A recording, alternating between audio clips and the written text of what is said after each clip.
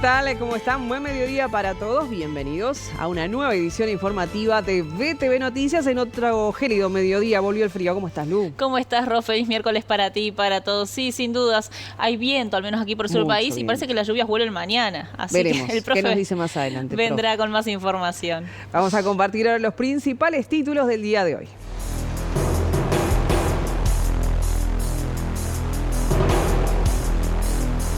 Se desarrolla el segundo Congreso Nacional de la Granja con la participación del presidente Luis Lacalle Pou, móvil en vivo.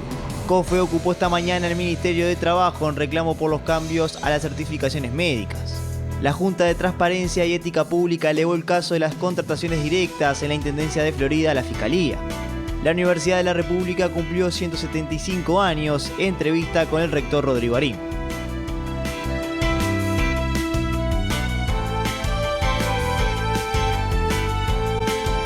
Otros temas, porque la Cámara de Diputados está votando la rendición de cuentas, pero hay diferencias en torno al gasto realizado por el gobierno. Desde el oficialismo destaca la gestión económica, mientras que el Frente Amplio critica los valores de déficit fiscal. Este gobierno termina con un déficit muy alto. Cuando criticaban en el 2019 el déficit que dejaba el Frente Amplio, pero deja una deuda muy alta y una deuda no especificada, muy alta, acompañando ese déficit, pero una deuda social más alta. Nosotros estamos convencidos, el candidato del Partido Nacional lo ha dicho en varias oportunidades.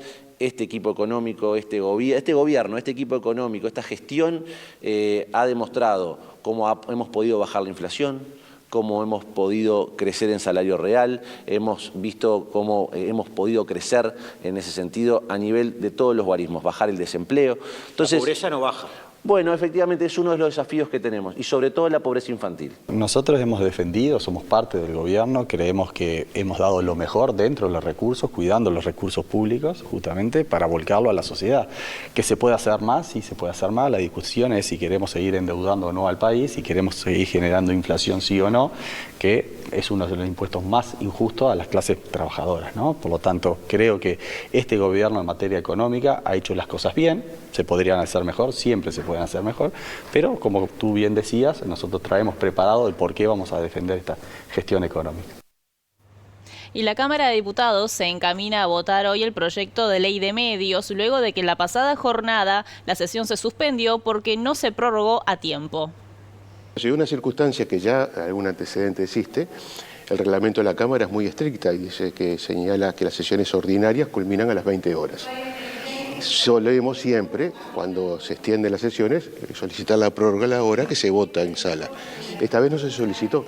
Debería solicitarlo obviamente el oficialismo, no la oposición. Y pasada la hora, hicimos lo que se debe hacer, solicitarle a la mesa que aplicara el reglamento y se levantó la sesión. Desde las mesas no se nos indicó previamente que había que votar la prórroga, ni tampoco se nos interrumpió que era una posibilidad, si bien capaz que no queda lindo, pero es lo que hubiese correspondido. No se nos interrumpió, por lo tanto, cuando terminamos de intervenir, obviamente no estábamos mirando el reloj, resulta que habían pasado, eran 20:02, y bueno, eso provocó que automáticamente la sesión se levantase. En función de eso, como dijimos, se lo dijimos a la propia presidenta, que cuando pasó todo este insuceso nos dijo que no se había dado cuenta y cuando se dio cuenta no nos quiso interrumpir.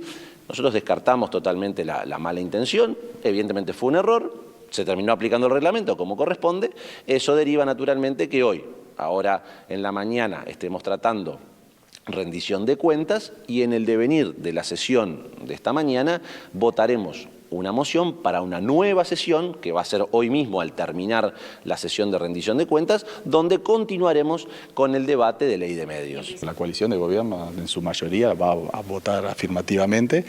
Nosotros ayer hicimos nuestro fuerte reparo con el artículo 72, que es el que restringe a los medios de comunicación justamente la libertad de prensa, pero tenemos la convicción que ese artículo no va a prosperar una vez votada este proyecto de ley. Yo tengo la convicción que lo va a vetar. De no ser así, ya tenemos la redacción de un artículo justamente para derogar ese artículo 72. ¿Impulsado solo por el Partido Colorado? Por ahora está impulsado por el Partido Colorado, pero si el Frente Amplio lo quiere votar y el Partido Nacional y los demás partidos, bienvenido, no hace la diferencia. Y seguimos con este tema, pero nos metemos en otra arista porque desde el Sindicato de las Telecomunicaciones afirman que la ley de medios es un proyecto antidemocrático y fueron más allá. Además, lo compararon con lo que sucedía en dictadura. Denuncian un desmantelamiento sistemático de la empresa pública. Si vos habilitás a los privados a brindar un servicio que Antel brinda en su amplia mayoría para toda la población, o sea, los privados no van a conquistar otro negocio que no sea el de Antel. Y además de todo eso, en un Antel que tiene 1000 trabajadores menos, un recorte presupuestal de un 30% por lo menos, que además le vienen desde la ORSEC definiendo medidas que también atentan contra ella, la tarifa de interconexión, por ejemplo, entre los distintos operadores de telefonía móvil, también fue en detrimento de Antel. Bueno, ahora con la posibilidad de que Antel incluso pueda utilizar como una línea de negocio el arrendamiento de su infraestructura, cuando la infraestructura no se invierte con un objetivo en sí mismo, sino que se invierte como base sólida para desarrollar un conjunto de servicios. Algunos son de negocio y otros son de servicio para el acceso de nuestra población. Si no hubiésemos tenido la infraestructura que tenemos, ¿qué hubiese pasado en la pandemia?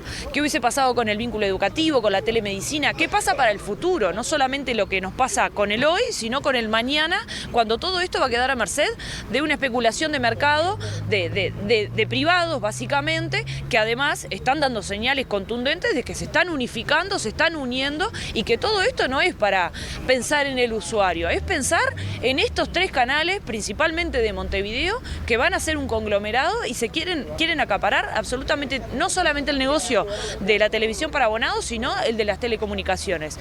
Nuestro país sabe de lo que es la defensa de Antel. Antel no es una casualidad de la historia. El ingreso de los hogares uruguayos fue en promedio de 95.000 pesos entre abril y junio, con una caída respecto al trimestre anterior. En comparación con igual periodo de 2023, se registró un aumento de 2,8%, según el Instituto Nacional de Estadística. De acuerdo al informe, el ingreso medio de los hogares, a valores corrientes, sin aguinaldo y sin valor locativo, pasó de 95.395 pesos a 94.956, es decir, 439 pesos por debajo respecto al trimestre anterior. En comparación con igual periodo del 2023, aumentó 6.377 pesos, es decir, 2,8%. En tanto, se ubicó 2,6% por encima del máximo registrado en 2017. Si se tiene en cuenta el territorio, el informe señala que la caída fue superior en Montevideo con respecto al interior. En la capital pasaron de 117.142 pesos a 116.150 pesos de un trimestre a otro, mientras que en el interior pasaron de 80.677 pesos a 80.614 pesos. Es decir, en Montevideo la variación fue negativa en casi 0,85% y en el interior 0,07%. El INE agregó que la estimación de la mediana del ingreso de los hogares en todo el país en el segundo trimestre llegó a 73.474 pesos, lo que implicó que el 50% de los hogares percibe un ingreso menor o igual a esa cifra. El valor fue superior en 3.026 pesos al estimado en el mismo periodo del año pasado.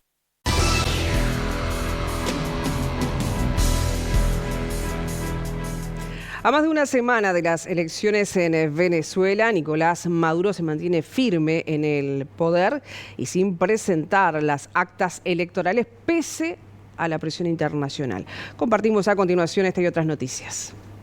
Brasil, Colombia y México median de manera informal en Venezuela tras la crisis electoral. Estados Unidos apoya a estos 3 países para conseguir una transición en la nación caribeña. En las últimas horas, el canciller colombiano Luis Gilberto Murillo aseguró que su país rechaza cualquier acto que lleve al aumento de la violencia o que genere represión. Al momento, se da cuenta de 24 muertos en las manifestaciones, mientras la Unión Europea pidió al gobierno de Venezuela que deje la campaña de intimidación judicial contra los opositores. En tanto, las Fuerzas Armadas venezolanas ratificaron este martes su absoluta lealtad al presidente Nicolás Maduro. La ex primera dama argentina, Fabiola Yáñez, denunció que Alberto Fernández la golpeaba. La justicia le prohibió la salida del país al expresidente. Además, le ordenó medidas de restricción y protección. La denuncia de Yáñez es por violencia de género y hostigamiento. Kamala Harris eligió al gobernador de Minnesota, Tim Walz, como su compañero de fórmula aula para las elecciones presidenciales de Estados Unidos el 5 de noviembre. Los candidatos demócratas lanzaron un mensaje de unidad en su primer meeting conjunto en Filadelfia. Tras el asesinato de Ismail Haniyeh, el jefe de Hamas en la Franja de Gaza, ahora tomará riendas de la organización el terrorista Yahya Sinwar, considerado el autor intelectual de los atentados del 7 de octubre. El ejército israelí prometió acabar con su vida. Poco más de 24 horas después de la renuncia de la primera ministra Sheikh Hasina, se anunció en Bangladesh un gobierno interino supervisado por el Premio Nobel de la Paz Muhammad Yunus. Paralelamente, el presidente Mohamed Shahabuddin disolvió el parlamento para facilitar la conformación de un ejecutivo interino. El expresidente catalán Carles Puigdemont anunció este miércoles que emprendió el viaje de retorno del exilio. El Parlamento de Cataluña ha convocado a todos los diputados en el debate de investidura del próximo presidente de la Generalitat, afirmó en X Puigdemont.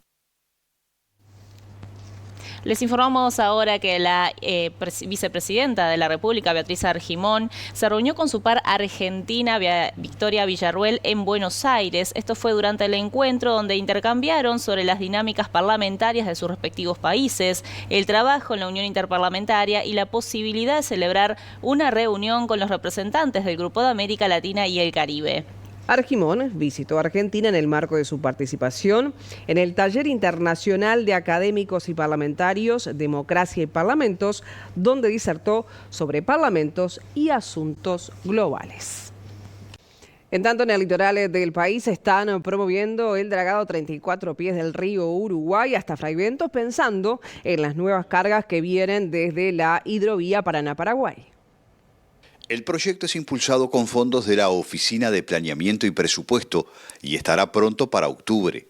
La jornada de trabajo contó con autoridades de ANP, OPP, Intendencia y del Prefecto Nacional Naval, además de operadores privados. Saber que seguimos en carrera.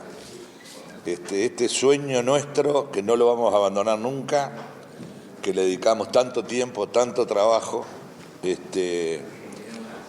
sigue en pie y ahora se va a arrancar un taller mucho más práctico y más de trabajo cierto. Así que lo único que tengo para compartir con ustedes, la alegría de que todo lo que hemos venido haciendo no quedó en cero, sino que gracias a todos seguimos adelante. Bueno, hemos presentado hoy cronograma, tenemos ahora el diagnóstico, que es la fase 1, que ahí se va a estudiar la demanda, el mercado, como decimos nosotros, bajado a tierra con cosas reales que estamos relevando a empresarios y después a fines de septiembre va a haber otro taller ya para poder validar las propuestas que nosotros hacemos y el 10 de octubre va a ser la presentación final del plan, el plan quinquenal, que va a responder a un ya concertada estrategia